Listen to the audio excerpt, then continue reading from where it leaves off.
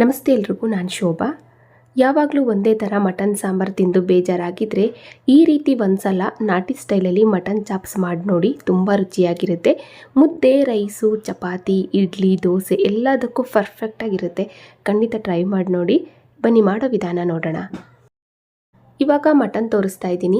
Mutton ಬಂದು 1 kg ಆಗುವಷ್ಟು mutton ತಗೊಂಡಿದ್ದೀನಿ. ನೀಟಾಗಿ ತೊಳ್ಕೊಂಡು ಸ್ವಲ್ಪನೂ ನೀರಿಲ್ಲದೆ ಇರೋ ಹಾಗೆ ಹಿಂಡಿ ಇಟ್ಕೊಂಡಿರೋ ಅಂಥದ್ದು. ಇದನ್ನು ಉಪಯೋಗಿಸಿ ಸಖತ್ ರುಚಿಯಾಗಿ ನಾಟಿ ಸ್ಟೈಲಲ್ಲಿ ಒಂದು ಮಟನ್ ಚಾಪ್ಸ್ ಮಾಡೋದನ್ನು ನೋಡೋಣ. ಇವಾಗ ನಾವು ಇದನ್ನು ಕುಕ್ಕರ್ಗೆ ಹಾಕಿ 1-2-3 ವಿಷಲ್ ತೆಗಿಯೋಣ. ಇವಾಗ ಗ್ಯಾಸ್ ಆನ್ ಮಾಡಿ ಒಂದು ಕುಕ್ಕರ್ ಬಿಸಿ ಇಟ್ಟು 1-2 ಸ್ಪೂನ್ ಆಗುವಷ್ಟು ಎಣ್ಣೆ ಹಾಕೊಂಡಿದ್ದೀನಿ. ಎಣ್ಣೆ ಚೆನ್ನಾಗಿ ಬಿಸಿ ಆಗಬೇಕಾದ್ರೆ ಈರುಳ್ಳಿ ಹಾಕ್ತಾ ಇದ್ದೀನಿ. ಈರುಳ್ಳಿ ಬಂದು ಒಂದೇ ಒಂದು ಈರುಳ್ಳಿ ಚಿಕ್ಕ ಸೈಜು. 1-2 ಚಿಟಿಕೆ ಆಗುವಷ್ಟು ಅರಿಶಿನ ಪುಡಿನ ಹಾಕಿ ಈರುಳ್ಳಿನ ಚೆನ್ನಾಗಿ ಫ್ರೈ ಮಾಡ್ಕೋಬೇಕು. ಅರಿಶಿನ ಪುಡಿ ಮತ್ತು ಈರುಳ್ಳಿ ಚೆನ್ನಾಗಿ ಫ್ರೈ ಆಗಬೇಕಾದ್ರೆ ಆವಾಗಲೇ ನಾವು ತೊಳೆದು ನೀಟಾಗಿ ನೀರನ್ನೆಲ್ಲ ಹಿಂಡಿ ಇಟ್ಕೊಂಡಂಥ ಮಟನ್ ಹಾಕಿ ಈರುಳ್ಳಿ ಅರಿಶಿನ ಪುಡಿ ಜೊತೆಯಲ್ಲಿ ಮಟನ್ನ ಚೆನ್ನಾಗಿ ಫ್ರೈ ಮಾಡ್ಕೋಬೇಕು. ಇವಾಗ ನೋಡಿ, ಎಲ್ಲ ಮಟನ್ನು ಕೂಡ ಸೇರಿಸಿದಾಯಿತು. ಸ್ವಲ್ಪ ನೀರನ್ನು ಚೆನ್ನಾಗಿ ಹಿಂಡಿ ತೆಗೆದು ಮಟನ್ ಸೇರಿಸಬೇಕು. ಮತ್ತು ಮಟನ್ ಫ್ರೈ ಆಗೋದಕ್ಕೆ ಸ್ವಲ್ಪ ಉಪ್ಪನ್ನು ಕೂಡ ಸೇರಿಸಿದಾಯಿತು. ರುಚಿಗೆ ನೋಡಿಕೊಂಡು ಉಪ್ಪನ್ನು ಸೇರಿಸ್ಕೊಳ್ಳಿ. ಇವಾಗ ನಾವು ಚೆನ್ನಾಗಿ ಮಿಕ್ಸ್ ಮಾಡಿಕೊಂಡು ಮಟನ್ನ ಫ್ರೈ ಮಾಡ್ಕೋಬೇಕು. ಈರುಳ್ಳಿ ಮತ್ತು ಅರಿಶಿನ ಪುಡಿನಲ್ಲಿ ಸ್ವಲ್ಪ ಫ್ರೈ ಮಾಡಿಕೊಂಡು ಆಮೇಲೆ ನಾವು ಇದಕ್ಕೆ ನೀರು ಸೇರಿಸಿ 3 ವಿಷಲ್ ತೆಗೆಯೋಣ. 3 ಅಥವಾ 4. ಮಟನ್ನು ಯಾವ ಥರ ಇರುತ್ತೆ ನೋಡಿಕೊಂಡು ಹೆಚ್ಚು ಕಮ್ಮಿ ವಿಷಲ್ ತೆಗೀರಿ. ಇವಾಗ ನೋಡಿ, ಚೆನ್ನಾಗಿ ಈ ರೀತಿ ಮಿಕ್ಸ್ ಮಾಡ್ಕೊಂಡಿದ್ದೀನಿ. ಒಂದು ಕ್ಯಾಪ್ ಮುಚ್ಚಿ ನಾನು ಮಧ್ಯೆ ಮಿಕ್ಸ್ ಮಾಡ್ಕೊತಾ ಮಟನ್ನ ನೋಡಿ ಚೆನ್ನಾಗಿ ಫ್ರೈ ಮಾಡಿಕೊಂಡು ಇವಾಗ ಕ್ಯಾಪ್ ಓಪನ್ ಮಾಡಿ ತೋರಿಸ್ತಾ ಇದ್ದೀನಿ. ಮಟನ್ನು ಕೂಡ ನೀರು ಬಿಟ್ಟು ಚೆನ್ನಾಗಿ ಫ್ರೈ ಆಗ್ತಾ ಇದೆ ನೋಡಿ. ಇಷ್ಟಾದರೆ ಸಾಕು. ಒಂದು 3-4 ನಿಮಿಷ ನಾವು ಮಧ್ಯೆ ಚೆನ್ನಾಗಿ ಮಿಕ್ಸ್ ಮಾಡ್ಕೊತಾ ಮಟನ್ನ ಫ್ರೈ ಮಾಡಿಕೊಂಡು ಆಮೇಲೆ ನಾವು ನೀರು ಸೇರಿಸೋದ್ರಿಂದ ಮಟನ್ಗೆ ಉಪ್ಪು ಖಾರ ಚೆನ್ನಾಗಿ ಹಿಡ್ದಿರುತ್ತೆ. ಇವಾಗ ನೋಡಿ, ನಾನು ಕೂಡ ನೀರು ಹಾಕ್ತಾ ಇದ್ದೀನಿ. ಸ್ವಲ್ಪ ನೀರು ಹಾಕೋಬೇಕು, ಜಾಸ್ತಿ ನೀರು ಹಾಕೋದು ಬೇಡ. ಮಟನ್ ಬೇಯೋದಕ್ಕೆ ಎಷ್ಟು ನೀರು ಬೇಕೋ ಅಷ್ಟು ನೀರನ್ನು ಸೇರಿಸಿ ಒಂದ್ಸಲ ಚೆನ್ನಾಗಿ ನಾವು ಮಿಕ್ಸ್ ಮಾಡಿಕೊಂಡು ಕುಕ್ಕರ್ ಕ್ಯಾಪ್ ಹಾಕಿ ನಾವು 3 ವಿಷಲ್ ತೆಗೆಯೋಣ.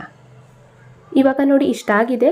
ಇವಾಗ ನಾವು ಕುಕ್ಕರ್ ಕ್ಯಾಪ್ ಹಾಕಿ 3 ವಿಷಲ್ ಆಗೋದಕ್ಕೆ ಬಿಡೋಣ. ಇದು 3 ವಿಷಲ್ ಆಗಿ ಕುಕ್ಕರು ತಣ್ಣಗಾಗೋಷ್ಟರೊಳಗೆ ನಾವು ಈ ಮಟನ್ ಚಾಪ್ಸ್ ಮಾಡೋದಕ್ಕೆ ಸೂಪರಾಗಿ ಒಂದು ಮಸಾಲೆನ ಹುರ್ಕೊಂಡು ಗ್ರೈಂಡ್ ಮಾಡ್ಕೊಳ್ಳೋಣ.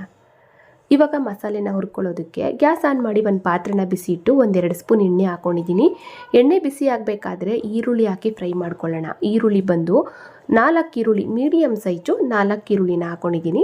ಹಾಗೆ 3 ಗೆಡ್ಡೆ ಆಗುವಷ್ಟು ಬೆಳ್ಳುಳ್ಳಿ, ದಪ್ಪ ಸೈಜು 3 ಗೆಡ್ಡೆ ಬೆಳ್ಳುಳ್ಳಿ, ಒಂದು 3 ಇಂಚ್ ಆಗುವಷ್ಟು ಶುಂಠಿ, ಖಾರಕ್ಕೆ 8-9 ಹಸಿಮೆಣಸಿನ್ಕಾಯಿ ಮತ್ತು 1 ಸ್ಪೂನ್ ಆಗುವಷ್ಟು ಕಾಳುಮೆಣಸನ್ನು ಕೂಡ ಹಾಕಿದ್ದೀನಿ.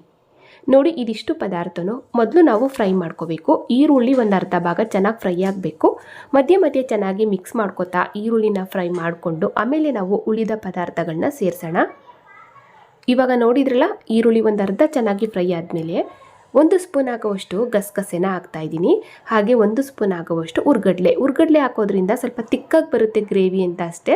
1 ಸ್ಪೂನ್ ಹುರ್ಗಡ್ಲೆ ಹಾಕ್ಕೊಂಡು ಮತ್ತು ಚಕ್ಕೆ, ಲವಂಗ, ಏಲಕ್ಕಿಕಾಯಿ, ಒಂದು 4-5 ಪೀಸು ಚಕ್ಕೆ ಮತ್ತು ಒಂದು 4-5 ಲವಂಗ ಹಾಕ್ಕೊಂಡಿದ್ದೀನಿ. ಒಂದೇ ಒಂದು ಏಲಕ್ಕಿಕಾಯಿ ಹಾಕ್ಕೊಂಡಿದ್ದೀನಿ. ಇವಾಗ ನೋಡಿ, ಚೆನ್ನಾಗಿ ಮಿಕ್ಸ್ ಮಾಡಿಕೊಂಡು ಫ್ರೈ ಮಾಡ್ಕೊಳ್ಳೋಣ. ಇವಾಗ ನೋಡಿ, ಈ ರೀತಿ ಚೆನ್ನಾಗಿ ಫ್ರೈ ಆಗಬೇಕಾದ್ರೆ ಕೊನೆಯಲ್ಲಿ ಇನ್ನೇನು ಗ್ಯಾಸ್ ಆಫ್ ಮಾಡ್ತೀವಿ ಅನ್ನುವಾಗ ನಾವು ತೆಂಗಿನಕಾಯಿ ತುರಿನ ಸೇರಿಸಬೇಕು. ತೆಂಗಿನಕಾಯಿ ತುರಿ ಬಂದು ಒಂದು ಅರ್ಧ ಕಪ್ ಆಗುವಷ್ಟು ನಾನು ತೆಂಗಿನಕಾಯಿ ತುರಿನ ಹಾಕೋತಾ ಇದ್ದೀನಿ. ಜಾಸ್ತಿ ಹಾಕಬಾರ್ದು, ಇಷ್ಟ ಹಾಕಿದರೆ ಸಾಕು. ಹಾಗೆ 1 ಹಿಡಿ ಹಾಕುವಷ್ಟು ಪೂರ್ತಿಯಾಗಿ ಕೊತ್ತಂಬರಿ ಸೊಪ್ಪು, ಹಾಗೆ 1 ಹಿಡಿ ಹಾಕುವಷ್ಟು ಪೂರ್ತಿಯಾಗಿ ಪುದೀನ ಸೊಪ್ಪನ್ನು ಕೂಡ ಹಾಕಿದ್ದೀನಿ. ಈ ಮಟನ್ ಚಾಪ್ಸ್ ಅಂದರೆ ಕೊತ್ತಂಬರಿ ಸೊಪ್ಪು ಮತ್ತು ಪುದೀನ ಸೊಪ್ಪು ಸ್ವಲ್ಪ ಮುಂದಾಗಿರಬೇಕು. ಮಟನ್ ಚಾಪ್ಸ್ಗಾಗ್ಬೋದು ಅಥವಾ ಚಿಕನ್ ಚಾಪ್ಸ್ಗಾಗ್ಬೋದು. ಕೊತ್ತಂಬರಿ ಪುದೀನನ ನಾವು ಸ್ವಲ್ಪ ಜಾಸ್ತಿ ಹಾಕೋದ್ರಿಂದ ಕಲರ್ ಆಗ್ಬೋದು, ಟೇಸ್ಟ್ ಆಗ್ಬೋದು, ಎರಡೂ ಕೂಡ ತುಂಬ ಚೆನ್ನಾಗಿ ಬರುತ್ತೆ. ಇವಾಗ ನೋಡಿ, ಈ ರೀತಿ ನಾನು ಫ್ರೈ ಮಾಡ್ಕೊಂಡಿದ್ದೀನಿ ನೋಡಿ. ಇಷ್ಟ ಆದರೆ ಸಾಕು, ತುಂಬ ಫ್ರೈ ಮಾಡೋದು ಬೇಡ. ತೆಂಗಿನಕಾಯಿ, ಕೊತ್ತಂಬರಿ ಪುದೀನ ಹಾಕಿದ್ಮೇಲೆ ತುಂಬ ಹೊತ್ತು ಫ್ರೈ ಮಾಡಬಾರ್ದು. ಇವಾಗ ನಾವು ಗ್ಯಾಸ್ ಆಫ್ ಮಾಡಿಕೊಂಡು ಬಿಸಿ ಆರೋದಕ್ಕೆ ಬಿಟ್ಟು ಸ್ವಲ್ಪ ಬಿಸಿ ಆರಿದ ಮಿಕ್ಸಿ ಜಾರ್ಗೆ ಹಾಕ್ಕೊಳ್ಳೋಣ. ಇವಾಗ ಈ ಮಸಾಲೆನ ಗ್ರೈಂಡ್ ಮಾಡ್ಕೊಳ್ಳೋದಕ್ಕೆ ಬಿಸಿ ಆರೋದಕ್ಕೆ ಬಿಟ್ಟಂಥ ಎಲ್ಲ ಪದಾರ್ಥನೂ ಕೂಡ ಮಿಕ್ಸಿ ಜಾರ್ಗೆ ಸೇರಿಸ್ತಾ ಇದ್ದೀನಿ. ಎಲ್ಲನೂ ಕೂಡ ಸೇರಿಸ್ಕೊಂಡು ಸ್ವಲ್ಪ ನಾವು ನೀರು ಹಾಕ್ಕೊಂಡು ಈ ಮಸಾಲೆನ ನಮ್ಗೆ ಎಷ್ಟು ನುಣ್ಣಗೆ ಬೇಕು ಅಷ್ಟು ನುಣ್ಣಗೆ ನಾವು ಗ್ರೈಂಡ್ ಮಾಡಿಕೊಂಡ್ರೆ ಆಯಿತು.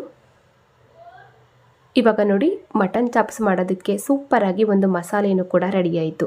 ತುಂಬ ನುಣ್ಣಗೂ ರುಬ್ಬಬಾರ್ದು, ಹಾಗಂತ ತುಂಬ ತರಿಯಾಗೂ ಕೂಡ ಇರಬಾರ್ದು. ಈ ರೀತಿ ಮೀಡಿಯಮ್ ಆಗಿದ್ದರೆ ಸಾಕು. ನೋಡಿ, ಇವಾಗ ನಾವು ಇದನ್ನು ಹಾಗೆ ಒಂದು ಸೈಡಲ್ಲಿ ಇಡೋಣ. ಆವಾಗಲೇ ನಾವು ವಿಷಲ್ ಆಗೋದಕ್ಕೆ ಬಿಟ್ಟಂಥ ಮಟನ್ ನೋಡೋಣ.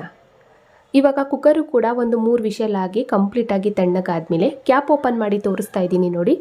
ಮಟನ್ನು ಕೂಡ ಒಂದು 70% ಆಗುವಷ್ಟು ಬೆಂದಿದೆ. ಪೂರ್ತಿಯಾಗಿ ಬೇಯಿಸ್ಕೊಳ್ಳೋದು ಬೇಡ, ಯಾಕೆಂದರೆ ನಾವು ಮಸಾಲೆ ಹಾಕಿದ ಮೇಲೆ ಮತ್ತೆ ಬೇಯಿಸ್ಕೋಬೇಕು. ಹಂಗಾಗಿ ಒಂದು 70% ಆಗುವಷ್ಟು ಬೇಯಿಸ್ಕೊಂಡ್ರೆ ಸಾಕು. ಇಲ್ಲಿ ನಾನು ಒಂದು 3 ವಿಷಲ್ ತೆಗೆದಿದೆ ನೋಡಿ. ಇಷ್ಟ ಆಗಿದೆ. ಚೆನ್ನಾಗಿ ಒಂದ್ಸಲ ಮಿಕ್ಸ್ ಮಾಡಿಕೊಂಡು ಇವಾಗ ನಾವು ರುಬ್ದಂಥ ಈ ಮಸಾಲೆನ ಸೇರಿಸೋಣ. ಎಲ್ಲ ಮಸಾಲೆನೂ ಕೂಡ ಸೇರಿಸ್ಕೊಂಡು ಸ್ವಲ್ಪ ನಾವು ಮಿಕ್ಸಿ ತೊಳೆದ ನೀರು ಹಾಕಿದರೆ ಸಾಕು. ಜಾಸ್ತಿ ನೀರು ಹಾಕೋಬಾರ್ದು. ಜಾಸ್ತಿ ನೀರು ಹಾಕ್ಬಿಟ್ರೆ ಸ್ವಲ್ಪ ತೆಳುವಾಗಿ ಸಾಂಬಾರು ಥರ ಆಗಿಬಿಡುತ್ತೆ. ಹಂಗಾಗಿ ಸ್ವಲ್ಪ ಕಮ್ಮಿ ನೀರು ಹಾಕ್ಕೊಳ್ಳಿ. ನೋಡಿ ಈ ರೀತಿ ನಾನು ರೆಡಿ ಮಾಡ್ಕೊಂಡಿದ್ದೀನಿ. ಉಪ್ಪನ್ನ ನಾನು ಮೊದಲೇ ಸೇರಿಸಿರೋದ್ರಿಂದ ಮತ್ತೆ ಇವಾಗೆಲ್ಲ ಏನು ಉಪ್ಪು ಹಾಕ್ತಾಯಿಲ್ಲ. ರುಚಿ ನೋಡಿಕೊಂಡು ನೀವು ಬೇಕಾದರೆ ಸ್ವಲ್ಪ ಉಪ್ಪನ್ನ ಸೇರಿಸ್ಕೊಳ್ಳಿ. ಇವಾಗ ನಾನು ಕುಕ್ಕರ್ ಕ್ಯಾಪ್ ಹಾಕಿ ಮತ್ತೆ 3 ವಿಷಲ್ ತೆಗಿತಾ ಇದ್ದೀನಿ. ನಿಮಗೆ ಅಂದರೆ ಮಟನ್ ಯಾವ ಥರ ಇರುತ್ತೆ ನೋಡಿಕೊಂಡು ಹೆಚ್ಚು ಕಮ್ಮಿ ವಿಷಲ್ ತೆಗೀರಿ. ಇಲ್ಲಿ ನಾನು ಸ್ವಲ್ಪ ತೆಳುವಾಗಿ ಮಾಡ್ಕೊಂಡಿದ್ದೀನಿ. ಯಾಕೆಂದರೆ ಕುಕ್ಕರ್ ಕ್ಯಾಪ್ ಹಾಕಿ ಮತ್ತೆ 3 ವಿಷಲ್ ತೆಗಿತಾ ಇರೋದ್ರಿಂದ ನೀವು ಪಾತ್ರೆಯಲ್ಲಿ ಹಾಗೆ ಬೇಯಿಸ್ಕೊತು ಅಂತ ಅಂದರೆ ಸ್ವಲ್ಪ ಗಟ್ಟಿಯಾಗಿ ಗ್ರೇವಿ ಥರ ಮಾಡ್ಕೊಳ್ಳಿ. ಇವಾಗ ನೋಡಿ ನಾನು ಕೂಡ ಕುಕ್ಕರ್ ಕ್ಯಾಪ್ ಹಾಕಿ ಮತ್ತೆ ನಾನು ಒಂದು 3 ವಿಷಲ್ ತೆಗೆದು ಕುಕ್ಕರು ಕಂಪ್ಲೀಟಾಗಿ ತಣ್ಣಗಾದ್ಮೇಲೆ ಮತ್ತೆ ಕ್ಯಾಪ್ ಓಪನ್ ಮಾಡಿ ತೋರಿಸ್ತಾ ಇದ್ದೀನಿ. ಸಖತ್ತಾಗಿ ಮಟನ್ ಚಾಪ್ಸ್ ಅಂತೂ ಸೂಪರಾಗಿ ಬೆಂದು ರೆಡಿಯಾಗಿದೆ. ಒಂದ್ಸಲ ಚೆನ್ನಾಗಿ ಮಿಕ್ಸ್ ಮಾಡ್ಕೊಳ್ಳೋಣ. ನೋಡಿ ಕುಕ್ಕರಲ್ಲಿ ನಾನು ಬೇಯಿಸ್ಕೊಂಡಿರೋದ್ರಿಂದ ಸ್ವಲ್ಪ ತೆಳುವಾಗಿ ಕಾಣಿಸ್ತಾ ಇದೆ ಅಷ್ಟೇ. ಬಿಸಿ ಆರಿದ ಮೇಲೆ ಇದು ಇನ್ನೂ ಕೂಡ ಸ್ವಲ್ಪ ಗಟ್ಟಿಯಾಗುತ್ತೆ. ಮತ್ತು ನಾನು ಇದಕ್ಕೆ ಮುದ್ದೆ ಮಾಡ್ತಾ ಇರೋದ್ರಿಂದ ಸ್ವಲ್ಪ ತೆಳುವಾಗಿ ಮಾಡ್ಕೊಂಡಿದ್ದೀನಿ ಅಷ್ಟೇ. ನೀವೇನಾದರೂ ಚಪಾತಿ ರೈಸ್ಗೆ ಮಾಡ್ಕೋತು ಅಂದರೆ ಇನ್ನೂ ಕೂಡ ಸ್ವಲ್ಪ ಗಟ್ಟಿಯಾಗಿ ಗ್ರೇವಿ ಥರ ಮಾಡ್ಕೊಳ್ಳಿ. ಮತ್ತು ಕುಕ್ಕರ್ ಕ್ಯಾಪ್ ಹಾಕ್ದಂಗೆ ನೀವು ಹಂಗೆ ಬೇಯಿಸ್ಕೋತು ಅಂದರೆ ಇನ್ನೂ ಚೆನ್ನಾಗಿ ಬರುತ್ತೆ ಗ್ರೇವಿ ಗಟ್ಟಿಯಾಗಿ. ಇವಾಗ ನೋಡಿ ಇಷ್ಟೇ, ಇದು ಫೈನಲಿ ನಾಟಿ ಸ್ಟೈಲಲ್ಲಿ ಮಟನ್ ಚಾಪ್ಸ್ ಅಂತೂ ಸೂಪರಾಗಿ ರೆಡಿ ಆಯಿತು. ರಾಗಿ ಮುದ್ದೆಗಾಗ್ಬೋದು, ಚಪಾತಿ, ಇಡ್ಲಿ, ದೋಸೆ ಎಲ್ಲದಕ್ಕೂ ಸೂಪರಾಗಿರುತ್ತೆ. ಯಾವಾಗಲೂ ಒಂದೇ ಥರ ಮಟನ್ ಸಾಂಬಾರು ಮಾಡೋದಕ್ಕಿಂತ ಈ ರೀತಿ ಒಂದ್ಸಲ ನಾಟಿ ಸ್ಟೈಲಲ್ಲಿ ಮಟನ್ ಚಾಪ್ಸ್ ಮಾಡಿ ನೋಡಿ, ತುಂಬ ರುಚಿಯಾಗಿರುತ್ತೆ. ಎಲ್ಲರೂ ಇಷ್ಟಪಟ್ಟು ತಿಂತಾರೆ. ಖಂಡಿತ ಟ್ರೈ ಮಾಡಿ. ನೋಡಿದ್ರಲ್ಲ ಫ್ರೆಂಡ್ಸ್, ಇವತ್ತಿನ ಈ ರೆಸಿಪಿ ನಿಮಗೆಲ್ರಿಗೂ ಇಷ್ಟ ಆಯಿತು ಅನ್ಕೋತೀನಿ. ಇಷ್ಟ ಆದರೆ ಲೈಕ್ ಮಾಡಿ, ಶೇರ್ ಮಾಡಿ. ಹಾಗೆ ಇದೇ ರೀತಿ ಇನ್ನಷ್ಟು ಈಜಿ ರೆಸಿಪಿಗಳಿಗಾಗಿ ನೋಡಿ ತಿಳಿ ಮಾಡಿ ಕಲಿ ಚಾನಲ್ನ ಸಬ್ಸ್ಕ್ರೈಬ್ ಮಾಡ್ಕೊಳ್ಳಿ. ಹಾಗೆ ಬೆಲ್ ಬಟನ್ನು ಕೂಡ ಕ್ಲಿಕ್ ಮಾಡಿ.